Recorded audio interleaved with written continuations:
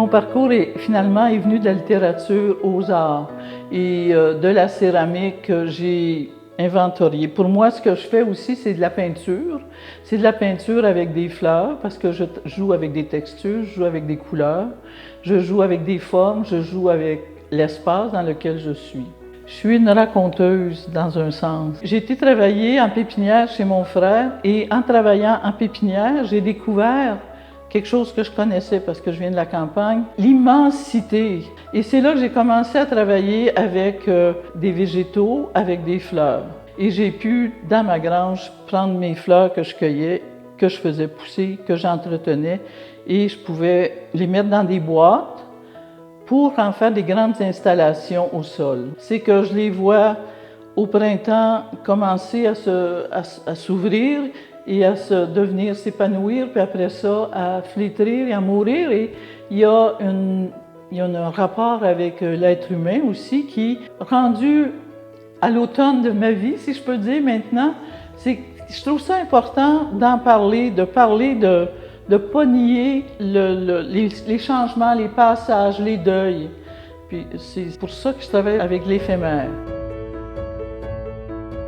Le thème de la reine. J'ai travaillé avec mes fleurs, puis à un moment donné, j'ai senti le besoin de m'inclure dans mes œuvres. Je me suis autoproclamée reine, puis c'est en faisant un projet de photo que j'ai commencé à faire ça. Puis j'ai développé ce thème-là, puis ça commençait, c'est dur d'être une reine. Parce que c'est ça, finalement, être en charge de son propre pouvoir, c'est dur de l'être, mais on le fait. Puis après ça, j'ai voulu donner mon pouvoir aux autres femmes. Encore là, dans l'idée du cycle de la vie puis de la mort, j'ai choisi de 0 à 101 ans, de faire tout le parcours. Je faisais une couronne que je leur apportais, je les prenais en photographie, je leur demandais d'apporter un objet qui les caractérisait. Chaque personne a contribué en faisant leur part dans le boîtier, leur imagerie qu'ils ont laissée dans le boîtier et aussi un texte qui était relié dans un petit livre.